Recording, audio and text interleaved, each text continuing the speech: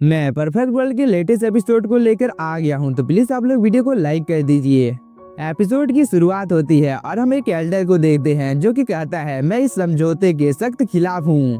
तभी great Elder कहता है क्या तुम अपने एंसेस्टर की बात नहीं सुनोगे। इस बार ये एल्डर कहता है आप एक आउटसाइडर हैं और मैंने मैंग तियान झाओ के बारे में सब कुछ सुना है, इसीलिए वो आपको समझौता करने के लिए मजबूर कर रहा है। इसीलिए हम लोगों के मास्टर को रिटायर हो जाना चाहिए क्योंकि वह काफी ज्यादा कमजोर हो चुका है। इस बार ग्रेट एल्डर कहता है मुझे उम्मीद नहीं था कि वह इतना ज्यादा सख्त हो जाएगा क्योंकि वह मास्टर का उत्तराधिकारी है और मुझे तो लगने लगा है कि वैंग क्लैन को जितना भी ज्यादा नुकसान पहुंचा है उन सब के पीछे में तुम्हारा हाथ है। इस बार एल्डर कहता है यह तो एक इत्तेफाक की बात है क्योंकि उन्होंने मुझे इतना कहा था कि फ्यूचर के लिए हम लोगों को कोई भी प्रॉब्लम नहीं चाहिए, इसीलिए मैंने इस चीज को किया है। इस बार ग्रेट एल्डर कहता है तो यह फिक्स है कि इन सब चीजों के पीछे में तुम्हारा ही हाथ है। इस बार ये एल्डर कहता है तो क्या हुआ, वांग फैमिली के अपने फैसले हैं जो कि वह खुद से ले सकता है, इसमें हम लोगों को किसी भी बाहरी व्यक्ति की आवश्यकता नहीं है। इस बार ग्रेट एल्डर कहता है तुम्हारा पोता तो काफी ज्यादा अच्छा है वांग दाओ। इसके बाद ग्रेट एल्डर बिना कोई टाइम जाया किए इस एल्डर को जान से मार देता है, जिसे देखकर ये सभी एल्डर्स काफी ज्यादा शॉक हो जाते हैं और खास कर एल्डर वांग दा काफी ज्यादा परेशान हो गया था। तभी ग्रेट एल्डर कहता है तुम सभी ने शायद से मुझे एक अच्छा इंसान समझ लिया है जो कि मैं बिल्कुल भी नहीं हूँ, क्योंकि मैं वैसे भी तुम सभी को फ्यूचर में सबक सिखाने ही वाला था, मगर तुम लोग बार बार कहते हो कि तुम लोगों को मेरे ब्रदर को नुकसान पहुंचाना है, इसीलिए यह मामला मैं आज यहीं पर रफा दफा कर दूंगा। तभी एल्डर वांग दा कहता है ग्रेट एल्डर मैं तुमको जिंदा नहीं छोड़ूंगा। इधर हम एक कल्टीवेटर को देखते हैं जो कि अपनी सिस्टर को कहता है सिस्टर तुम्हें घबराने की कोई भी जरूरत नहीं है क्योंकि वांग क्लैन के खिलाफ जो कल्टीवेटर फाइट कर रहा है वह हुआंग नहीं है और सीनियर जियांग जैंग जैसे ही टेंपल को छोड़ेंगे तो मैं तुम्हारा बदला भी जरूर लूंगा। तभी यहाँ पर एक कर और भी काफी ज्यादा कल्टीवेटर्स आने लगते हैं और इन्हीं के बीच में हम सी हाउ को देखते हैं जिसे इसका दोस्त कहता है सीनियर की मदद से हम लोग काफी आसानी के साथ नाइन हेवन जूनियर ब्रदर को विक्ट्री की ओर ले जा सकते हैं।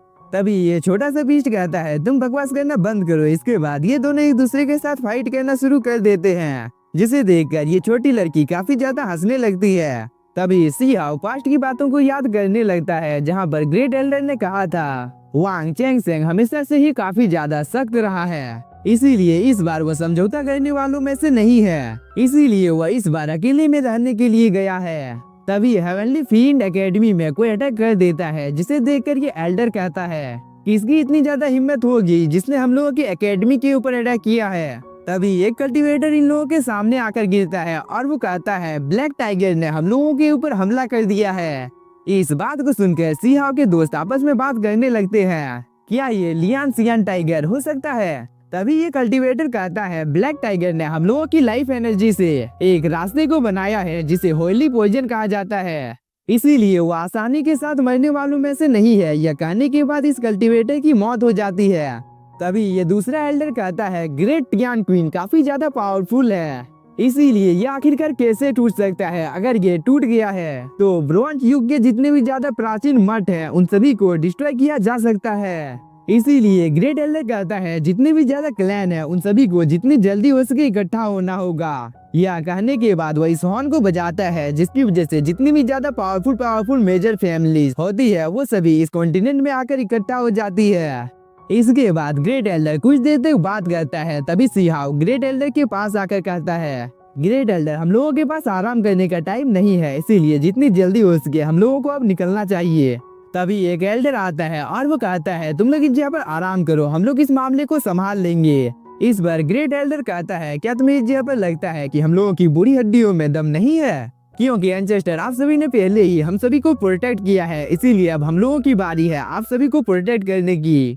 इसीलिए आप सभी आना चाहते हैं तो आप सभी बेशक आ सकते हैं। इसके बाद ग्रेट एल्डर एक लंबा चौड़ा भाषण देता है, साथ ही ये सभी कल्टीवेटर भी वॉर में जाने के लिए जिद करने लगते हैं। इस बार इस एल्डर को ना चाहते हुए भी हाँ कहना पड़ता है और वो कहता है आज मैं तुम लोगों को दिखाऊंगा कि बाहरी दुनिया कितनी ज्यादा क्रूर है, जिसे आज तुम लोग अपनी आंखों से देखोगे। साथ ही तुम सभी को यह भी पता चल जाएगा कि वॉर कितना ज्यादा खतरनाक होता है। तभी ये दूसरा एंसेस्टर आगे की ओर आकर कहता है अगर उस जगह पर कुछ गड़बड़ होता है तो मैं तुरंत से तुम सभी को भेज दूंगा। यह कहने के बाद ये सभी अपनी पावर को एक्टिवेट कर लेते हैं। दूसरी तरफ हम सी हाउ के स्पिरिचुअल बॉडी को देखते हैं जो कि कहता है वॉर शुरू हो चुका है मगर मैं अभी भी दूसरी तरफ हूँ। इधर ये सभी जहाँ पर वॉर होने वाला था वहाँ पर आ जाते हैं और ग्रेट एल्डर कहता है युआन राजवंश के एशियन विश्व को कई रेलम्स में बांटा गया है, लेकिन प्राचीन काल के अंत में यहाँ पर एक युद्ध हुआ था जिसकी वजह से यह जगह तितर बितर हो गई। इसके बाद ये सभी कुछ देर आपस में बात करते हैं और एक एल्डर कहता है ब्लैक टाइगर के वंशज क्या तुम इस जगह पर हो। तभी ब्लैक टाइगर का एक मेंबर बाहर निकलकर आ जाता है जिसे देखकर इस जगह पर चारों तरफ भगदड़ मच जाती है। साथ ही ये सभी फाइट करना भी शुरू कर देते हैं और ग्रेट एल्डर और ये दूसरा एल्डर कुछ देर तक आपस में बात करते हैं। तभी एम्परर कहता है अब हम लोग यहाँ पर समय बर्बाद नहीं करेंगे, जितनी जल्दी हो सके वॉर को शुरू करो।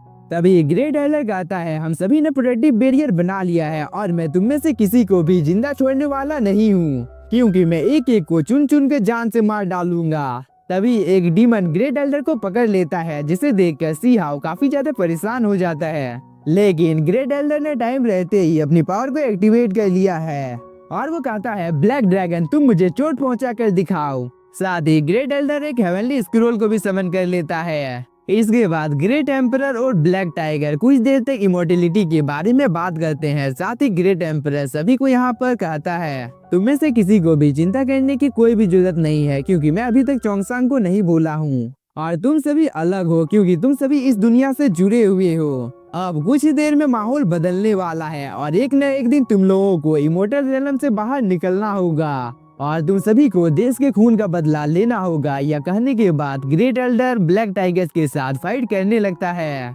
इसके बाद ब्लैक एम्परर भी इन सभी के सामने आ जाता है और वो कहता है यहाँ पर कौन मेरे साथ लड़ना चाहता है। इस बार एक एल्डर इसके सामने आ जाता है। तभी एक दूसरा एल्डर कहता है ये तो वुजुयान के ग्रेट एंसेस्टर का डिसाइपल है जो कि मेरे अपोनेंट बनने के बिल्कुल योग्य है। इधर इस कल्टीवेटर ने काफी आसानी के साथ इस कल्टीवेटर को हरा दिया था, जिसे देखकर ये सभी काफी ज्यादा शॉक हो जाते हैं। तभी यहाँ पर और एक पावरफुल लेडी आ जाती है और वो कहती है क्या इस जगह पर मेरे साथ फाइट करने के लिए कोई मौजूद है, क्योंकि तुम सभी को देखने के बाद मुझे ऐसा नहीं लगता है कि तुम में से कोई भी पावरफुल है। तभी हम इस क्यूट से बीस्ट को देखते हैं जो कि कहता है क्या तुम मेरे साथ यहाँ पर फाइट करना चाहोगी, क्योंकि मैं 20 सालों से प्रैक्टिस कर रहा हूँ, इसीलिए क्या तुम्हारे अंदर में इतना ज्यादा हिम्मत है कि तुम मेरे साथ फाइट कर सकती हो। तभी ग्रेट एल्डर इस बीस्ट को रोक देता है। हम दूसरी तरफ एक एल्डर को देखते हैं जो कि कहता है मैं तुम्हारे साथ फाइट करूंगा। तभी एक दूसरा एल्डर आकर कहता है मगर सीनियर आपकी इंजरी तो अभी तक हील नहीं हुई है, इसीलिए आपको आराम करना चाहिए। इस बार सीनियर एक भी इन सभी की नहीं सुनता है और वो सीधे इस डीमन के साथ फाइट करने के लिए आ जाता है। इसके बाद हम लोगों को इस लेडी और इस सीनियर एल्डर के बीच में काफी ज्यादा खतरनाक फाइट को दिखाया जाता है, जहां पर ये लेडी एक जानलेवा हमला सीनियर एल्डर के ऊपर कर देती है और इसे लगता है कि इसने सीनियर एल्डर को जान से मार दिया है। मगर कहानी में आता है ट्विस्ट, इस लेडी की बॉडी अचानक से फट जाती है और सीनियर एल्डर अपने साथियों की ओर गिर जाता है, जिसे देखकर इसके सभी साथी काफी ज्यादा परेशान हो जाते हैं, क्योंकि सीनियर एल्डर की हालत और भी ज्यादा खराब हो जाती है। और सीनियर एल्डर कहता है मैं जीत गया। यह कहने के बाद सीनियर एल्डर की मौत हो जाती है। इधर डीमंस की टीम भी थोड़ी सी परेशान हो जाती है, क्योंकि इन लोगों की एक साथी मर गई थी, इसीलिए यह डीमन कहता है हम लोग 3 टीम में बटकर अब फाइट करेंगे।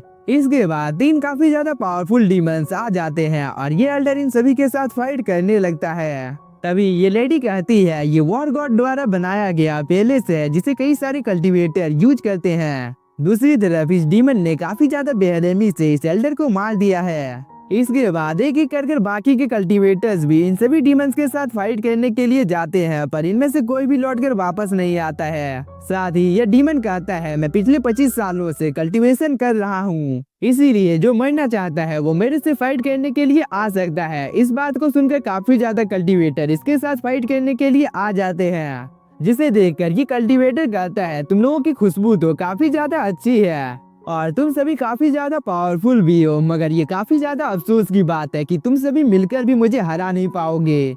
इसके बाद ये सभी डीमंस अपनी पावर को एक्टिवेट कर लेते हैं और बिना कोई टाइम जाया किए इन सभी कल्टीवेटर्स के ऊपर हमला भी कर देते हैं। तभी सी हाउ अपनी पावर को एक्टिवेट करने के बाद कहता है मैं तुम लोगों की बकबक और बर्दाश्त नहीं कर सकता हूँ, इसीलिए तुम सभी के लिए अच्छा यही होगा कि यहाँ से चले जाओ।